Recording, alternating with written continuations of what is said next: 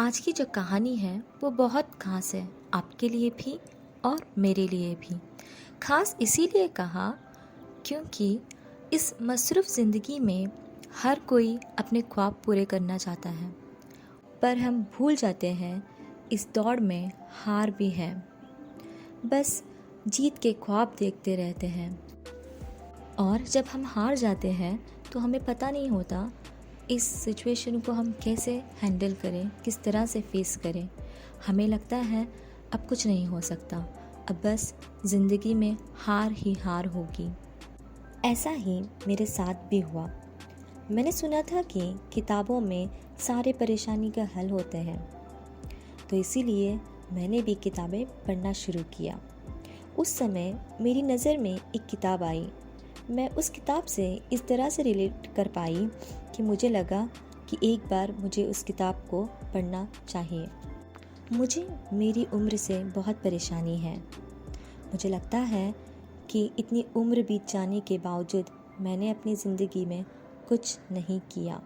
उस किताब में लिखी हुई कहानी से मुझे ये समझ आया कि ख्वाब की कोई उम्र नहीं होती। मुझे पता है आप में से कईयों को ऐसी परेशानी होती है। अपनी उम्र से परेशानी होना कोई गलत बात नहीं है।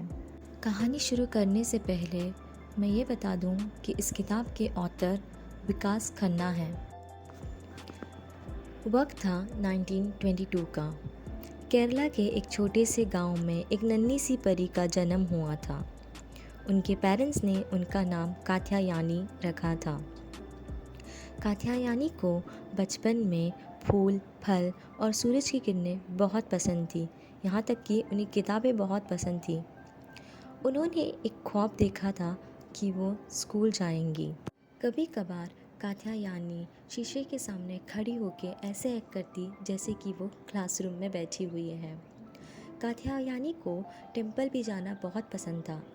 तो एक दिन जब वो लौट रही थी टेम्पल से, तो उन्हें एक गुलाबी और सफ़ेद रंग की पेंसिल मिली।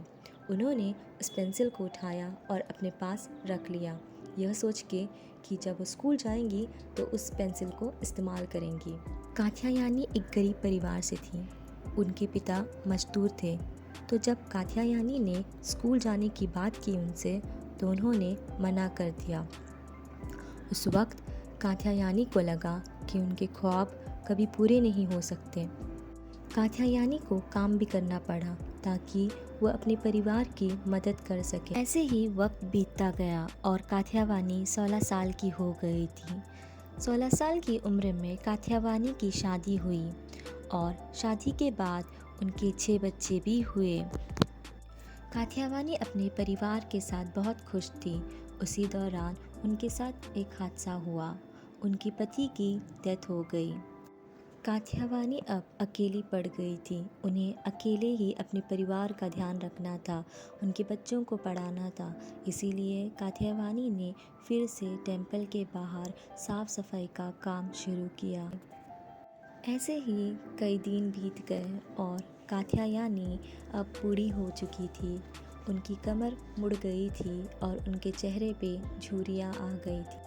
कात्यायानी कभी कभार सोचा करती थी कि उनकी ज़िंदगी कितनी मुश्किल है और वो जो काम करती है उसकी कोई अहमियत नहीं करता, फिर भी उन्हें अपने परिवार को संभालने के लिए, अपने बच्चों को पढ़ाने के लिए काम करना पड़ता था। और अब कात्यायानी 96 उम्र की हो गई थी।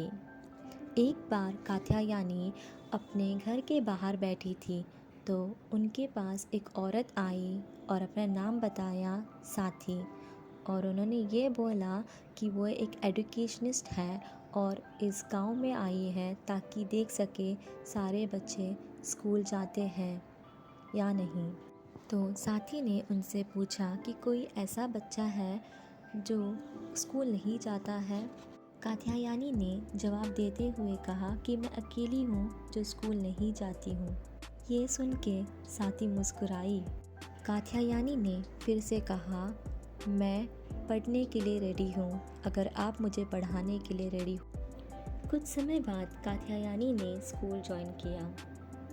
उस स्कूल में नन्हे से बच्चे जो कात्यायनी के पोता पोती के उम्र के थे वो पढ़ा करते थे। आप तो जानते हो नन्हे बच्चे कितने शरारती होते हैं, तो वह कात्यायनी को देख के हंसा करते थे, उनका मजाक बनाया करते थे कि इतनी बूढ़ी हो के भी इन्हें पढ़ना नहीं आता। यहाँ तक कि उनके गांव के लोग भी बहुत मजाक बनाया करते थे, यह बोल के कि ये बूढ़ी औरत पढ़ के क्या ही कर लेगी, क्यों ही इन्हें इस उम्र में पढ़ना है। फिर भी कात्यायनी का हौसला नहीं टूटा, वह बहुत मजबूत हो चुकी थी। उन्होंने अपनी ज़िंदगी में बहुत सारे तकलीफ़ें ऑलरेडी झेल चुकी थी वो, और उन्होंने फेस कर चुका था ये सब पहले भी। वह अपने पढ़ाई को लेके बहुत सीरियस थी और मन लगा के पढ़ाई करती थी। इसी बीच एक नन्ही सी लड़की ने कात्यायनी से दोस्ती कर कात्यायनी सुबह के 3 बजे उठ के पढ़ाई किया करती थी और अपना होमवर्क किया करती थी। उनके टीचर्स और स्टूडेंट्स उन्हें इस उम्र में पढ़ता देख बहुत सरप्राइज हुआ करते थे। परीक्षा के दिन नज़दीक थे तो कात्यायनी ने साथी के साथ सारे लेसन्स को रिवाइज़ किया। स्पेशली उन्होंने मैथ्स रिवाइज़ किया क्योंकि मैथ्स उन्हें टफ़ लगता था। परीक्षा के दिन कात्यायनी सुबह उठी, अपने प्रेयर्स किए और उस पेंसिल को, सफ़ेद और गुलाबी रंग की पेंसिल को उठाया और अपने स्कूल के ओर चल पड़ी। परीक्षा बहुत कठिन थी पर उन्होंने सारे जवाब लिख दिए थे। स्कूल में प्राइज़ गिविंग सेरेमनी रखी थी। इस सेरेमनी में कात्यायनी को हाईएस्ट मार्क्स स्कोर करने के लिए प्राइज़ दिया गया। आगे चल के उनके इस इनक्रेडिबल अचीवमेंट के लिए वुमेन एम्पावरमेंट अवार्ड भी दिया गया प्रेसिडेंट के द्वारा। कात्यायनी की कहानी हमें यह सिखाती है कि उम्र बस एक नंबर है और हम अपने सपने किसी भी उम्र में पूरे कर सकते हैं। हमें बस डिटरमाइंड और फोकस रहना चाहिए, मेहनत करना कभी नहीं छोड़ना चाहिए और अपने ख्वाब देखने कभी बंद नहीं करने चाहिए।